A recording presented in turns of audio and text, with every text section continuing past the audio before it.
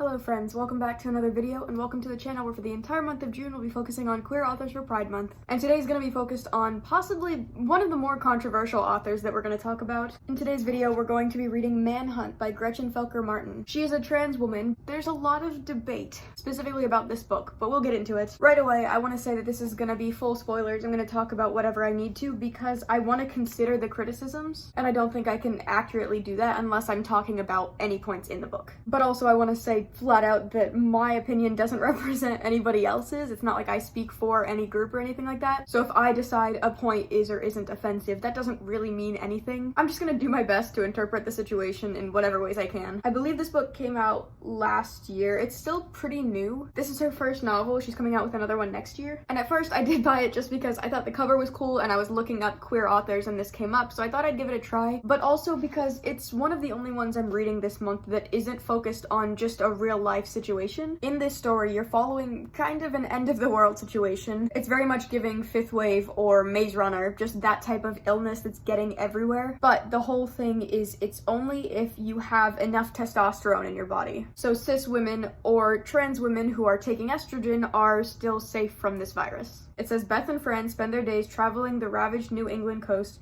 hunting feral men and harvesting their organs in a gruesome effort to ensure they'll never face the same fate. Robbie lives by his gun and one hard-learned motto: other people aren't safe.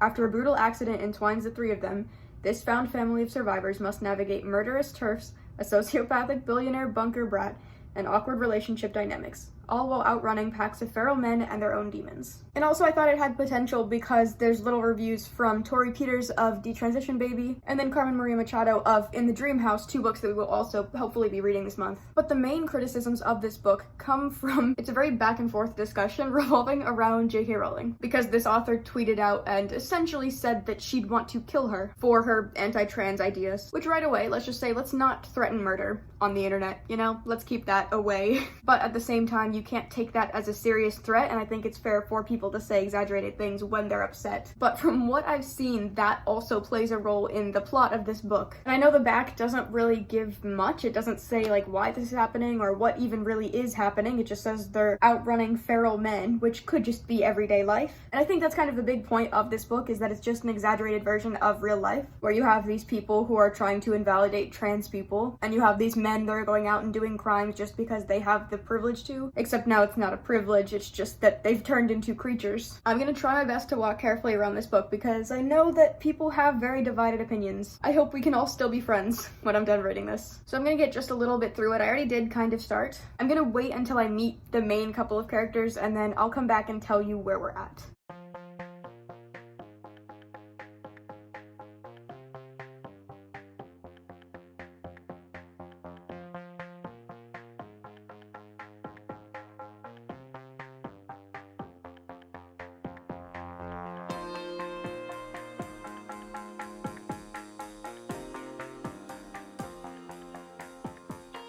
Hello, it's time for my late night update. We're gonna wrap up how far I've gotten, which is roughly 50 pages through, which is kind of where I wanted to update anyways. I feel like that's where the story should be pretty established enough to be able to talk about it. I want to give a warning for just the entire book. If you don't like sexual conversations, if you don't like gore, if you don't like really graphic scenes, if you don't like when authors use slurs in their writing, even if it does apply to the author, if you just don't enjoy reading that, or if you're sensitive to anything in the realm of sex or anything like that, then this is not your book. I can 100% see why people have genuine criticisms and why it's not the book for them, which doesn't make it a badly written book, but it's definitely not everybody's style. It's something that you really have to be in a very specific mood for because it's a lot. Before I got into this book, I did go on Goodreads and I looked up the reviews just to kind of feel it out, see what other people are thinking, because it is still pretty new and it was reviewed by some widely loved authors. But I also haven't heard much about it until I started looking things up and then I saw the whole author conflict. And in some of the top reviews, people were saying, hey, stop bashing this book just because the author is trans. And when I went to the 1-star reviews, there were a lot of people saying that this is just an excuse for a man to say that he wants to kill a woman, which for one thing is misgendering the author, and second, it's a book. Like, it's a fictional story. And also, Kaylin brought up the point of, like, how many trans people die from big figures talking out against trans people. Like, so many people are threatened or harmed or killed because these people that they look up to, or these people that have an influence on them, say that they should do that, or say that they're allowed to be hateful, or that this thing doesn't exist. So if this author is choosing to write a story that is anti this person who's having that effect, can you get mad at one without getting mad at the other? You know what I mean? Like, one of them is taking out their frustration on this super big influence, and the other is making it so that as many people as possible believe that you should hate an entire group. So for the negative reviews, people are saying that it's overly graphic and sexual and transphobic, and there's a lot that's told and not much is being said. Like, you're given a lot of these really graphic descriptions, but not a whole lot is going on. And those are some of the valid criticisms that come up that aren't related to the author. You get people saying that it's erotic and horrifying, and that it's a really cool way to twist this whole end of the world dystopian thing into a trans story as well. But right from the first couple of pages, you're introduced to this idea that if you have enough testosterone in your body, you turn animalistic and you'll just start eating anything. You'll just start going at it. Like, they're feral, they're falling apart, they're just eating raw meat and raw animals. And then a couple pages later, it explains that T-Rex, the plague, is super reliable with the symptoms. So first you get hunger pangs, mood swings, fevers, and then your skin will bubble up and scab and keep going until your skin just gets really thick and gross. And then they just started assaulting and, you know, getting bad. I did warn you, this is gonna be graphic. Definitely not for everyone, really uncomfortable at times, and I'm only this far in. But you're following these two ladies, Fran and Beth, both are trans, and because they're trans women, they had enough estrogen, like they were taking estrogen, so they didn't get affected fully. But if at any point they stopped taking estrogen, they could revert back to this animalistic state that people are going into. And it's been 5 years of this whole thing happening, so they end up doing whatever they can to find anything that has estrogen in it to try and keep their levels high enough, which may or may not include eating balls. Like, there's a graphic scene, I showed it in here, but there's a scene where they're cutting a man open and they just scoop out his balls and they eat them. So I don't know. I do think the writing is a little bit annoying at times. Some of the writing or the way that they think about flashbacks is a little bit hard to read just because it's not really clear where the time is splitting off. And it's just little memories that they have, and that's why I wish that there had been a prologue where it mentions the start of the virus. I wish it had established some world before this whole crisis came about so that you can see what civilization was like before and how it's changed and how people are acting differently, how people responded to the first time somebody had something bad happen to them, where they started to show symptoms of this thing, and did they try to fix it, and anything like that. Show all the people in power being affected by this illness, because most people in power are men. Because right now it doesn't really feel like it matters, and it feels fairly repetitive. You're following Fran and Beth, and they're just on the run. They're trying to survive, so they're running away from men, and you have to keep quiet because if they hear you, they're gonna come find you. And then they get chased by either men or TERFs, which are people that are going out and hunting trans women because they're not real women. In this case, because they think that they're gonna turn into animalistic monsters because they're secretly men or whatever, which I will say is a valid concern, purely because the two trans women that you're following are also concerned about this happening. Like, they don't have their medication and they're scared that if this doesn't work out or if they run out of supplies or something like that, then they're genuinely going to turn back into these monsters, because something like that happened before. They started to turn and then they went back. So it's a valid fear to say that that could happen, because it almost did before. But you get the idea. It's just these people saying trans women aren't real women. This whole story is just an exaggerated thing of what's happening. But I think using the word TERF and having it so relevant is kind of taking me out of the story. I wish it could be more dystopian, like where there is no defined time period. It's just a thing that's happening, and that includes using terms that are so popular right now. Like, I wish it was written more as an enjoyable story which also has these themes instead of just being about getting these themes out. You get multiple point of views, so you're getting Fran and Beth, and then you also get introduced to Robbie, who's a trans guy, and because he's able to stop taking testosterone, he can go around. But obviously he's also at risk as much as they are, because people want to kill the two of them for being men, and then because Robbie is a guy, he's also in danger, even though as of right now none of them are doing anything threatening. They're all trying to survive just the same as anybody else. I like seeing how the transness is incorporated into a story like this, and when Robbie was talking about how trans guys have to make their own manhood, that they can transition even after something like this happens. They can't get hormones or they can't get surgery or whatever else, because that would put them at such high risk of just being killed by all these people who assume that all men are gonna I think it's a cool idea. My main criticisms right now are just that I wish it had been established with something happening before so that you feel more connected to what's happening. And I wish it wasn't so obvious with its messaging, but I get that's kind of the point of this book. It's supposed to draw your attention. It's not supposed to be something that's easy or fun to read, but the specific audience that's into this will probably really enjoy this. I'm just trying to think in my head of why people would or wouldn't like a book like this. So I'm 50 pages through. I'm gonna call it for the night, and then we'll see what happens tomorrow. Hello and good morning. I ended up finishing the first section. This book is divided into 3 different parts, and I don't know if there's just things that I'm missing or if there's things that aren't being explained properly in the book, because it is possible that I was just really tired and I was just skimming over it and maybe I missed something. But I have like a list of questions that I don't know if it's going to get to or if these are things that are just supposed to be known. We'll get to it. I don't even know how much I'm able to talk about this book in this video just because there's so much that goes on that is so uncomfortable to read and so uncomfortable to hear, and I know a lot of people would not enjoy this. And I want to make it very clear that that's not anything against this book, because that's exactly what the author went out to do. This is supposed to be really gross and really hard to read. Like, it's doing what it came to do incredibly well, but that doesn't mean you have to like what it came to do. The idea of all of this happening, that would be scary, but I don't feel scared. I kind of just feel uncomfortable and dirty while reading it, which could also be the word choice that's used for, I don't know, I don't like the word choice that's used to describe certain body parts. But I think that's just a personal thing. I feel dirty if I read certain words, and a lot of them are in this book. Where we're at with the plot, there's just a lot of dysphoria in this dystopia, where you find out that one of them was about to get a surgery to help with her transition, and then right before that happened, this whole thing went down, so now she's not able to do that. So on top of dealing with end of the world running for your life and also being hunted down for not being enough of a woman, you're dealing with the fact that you don't even feel comfortable in your body, which I guess some people would argue that like there's more important things, but when all you have is yourself, it would be good to feel comfortable in that self, you know? See, like, some of these reviews just don't make sense to me, because this person is criticizing the grotesque depictions of characters eating the organs from zombified people's bodies, but like that's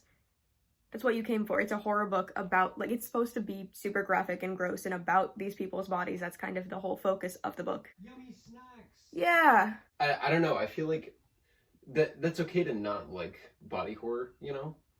But if you read the first couple pages and decide to keep continuing, then I think that's on you, if you don't like it. I don't really know what you said. On to part 2.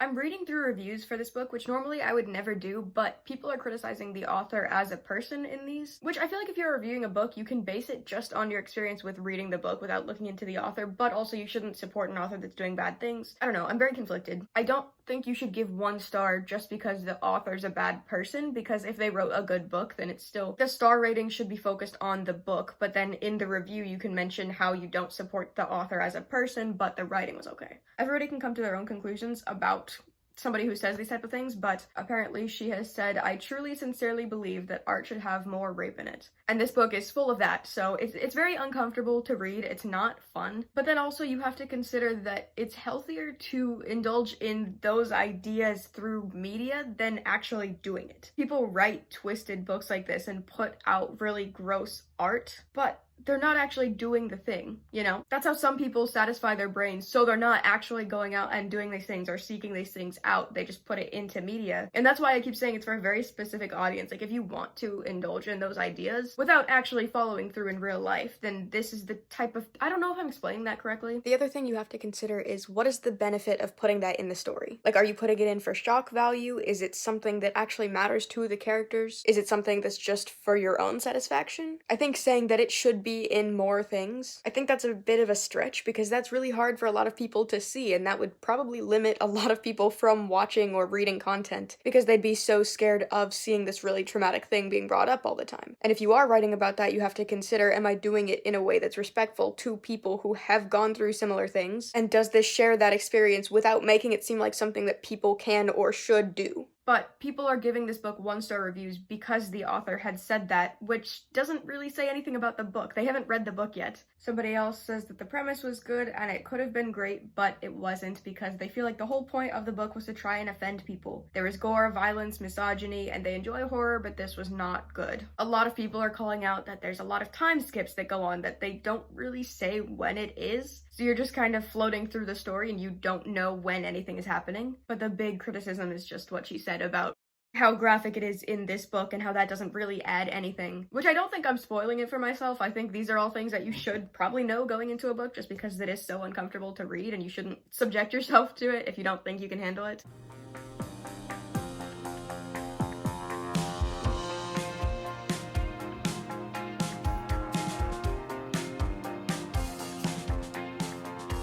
It's 1 p.m. I got to page 123 and I think I'm gonna do something that I don't ever really do. I think, for once in my reading life, I'm gonna DNF. I'm gonna put this down. That doesn't even make sense. I hate when people say that, like, I'm going to DNF or I did DNF, because I do not finish. You know what I mean, though. I think I'm gonna have to set this book down, which I feel like then it isn't fair for me to make this video and to say that I'm talking about it, but I also don't want to force myself to read a book that I'm not into, and right now, I'm not into it.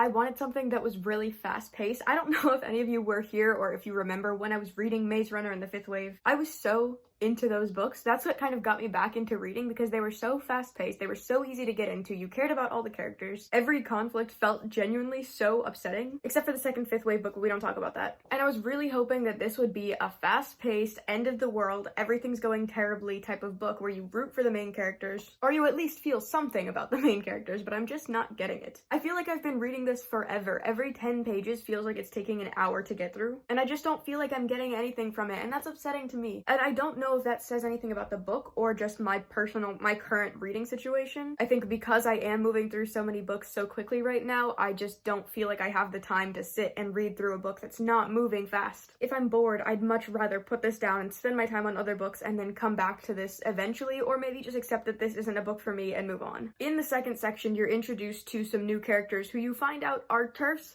Like, one of them is anti-trans woman and is going out to kill them, and she's also sleeping with somebody who is, I don't even know. She has a secret relationship with exactly the type of person who she's going out to kill. But that person isn't at risk of getting infected because they had their balls cut off. And I wish it would explain more of how this virus works, because I don't understand that. You go into this book, and if you don't know anything about being trans, first of all, that would be very, very confusing because it doesn't establish anything about hormones or anything like that. You're kind of just expected to know, which I guess it would be a good thing for all people to know at least a general idea of how taking hormones works, but it really doesn't explain anything. It also starts off where they're chewing roots, or they're just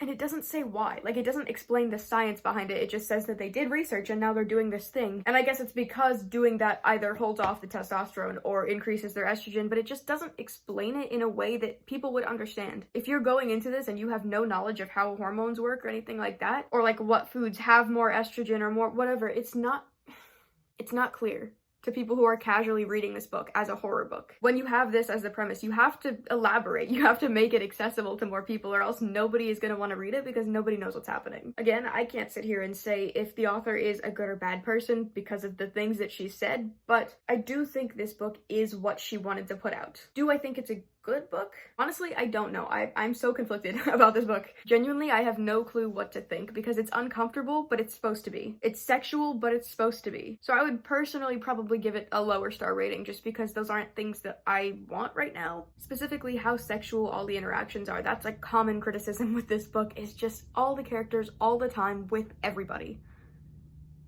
After looking at the criticisms, I think this book is just really heavy on sexual content for no reason, because it also doesn't really add much to the story. It's just something that keeps coming up. When it shows the one character in the second part who is killing trans women, I was wondering, does this show that she's evil? Is this supposed to show that she's bad and it shows a bad mindset? Or is it showing one that's not like the others and that she's secretly good? Or does it humanize her? Does it make her an actual person who is killing these things, but really it's not her fault or it's not her choice or something? What is the point of adding this perspective? Or are you supposed to not like her and it's supposed to just be, hey, here's a perspective of somebody that you don't like doing bad things? I do think that if this is how the author decided to show their rage being a trans person, I can appreciate that, I can respect that, and I can appreciate how other people would look to this book to get their feelings out in such an aggressive way, because it is aggressive. I think it would have been nice if this book had content warnings at the beginning. I know that this author kind of believes that these are things that just should be written about. It feels similar to how in A Little Life life, the author talks about trauma and wanting to put bad things in stories, but I think it's fair to ask for a content warning, especially when things are so graphic and so uncomfortable. Like, I get that's kind of the point, is to make people uncomfortable, but be kind to your readers, you know? I'm really tired, which also could affect my reading experience, but I wish that I had been wanting to pick it up. With most of these books, I will read until my eyes cannot read anymore, but with this, I would rather sleep. I don't want to pick this up. I don't really care to see what happens. A lot of unfortunate situations are presented where bad things are happening to the characters, but nothing really shows any redeeming qualities for them. So you don't root for them, you don't really care about them. They're not good people, like they do things or they think things that are mean about the other characters, which is fine, you know, show that everybody is flawed, but also, like, where's the good things about them? Why should I care about these main characters? Why should I be rooting for them, besides the fact that people are trying to kill them? I wrote that the idea is cool, but the execution is very much focused on shock value instead of playing into the world. I wish we just had more established in the whole world of how this is going down. If anyone else has read this book or has things to say about the author or about the writing or anything to do with that, then please say it in the comments, because I know I didn't say it in as clear of a way as I could have. I'm sure there are other discussions to be had about the author and things that she said and how this book came out and anything like that. This is all just my personal reading experience, so I know I didn't get everything. If you guys would like to communicate any discomfort or any criticisms about the author and the book, please let it be known. Let's all talk about it. Let's all rant about it if you want. And also, if any of you have read this book, can you tell me, are any of these questions answered, or are these things that I should have known? This is my list of questions from the first section that I just don't know the answers to. And it could be that the answers come up later in the book, but they're things that I wish I had known going into the story. Why is the disease happening? Does it happen to every man, either in the entire continent or in the entire world? If so, how did it reach every man? Is it something that spreads through the air? Is it something that spreads through them biting you or scratching you? Is it like zombies? What are we dealing with right now? How is it spreading to other people? Are there just packs of feral men, but it's saying that there's no men at all in society anywhere? So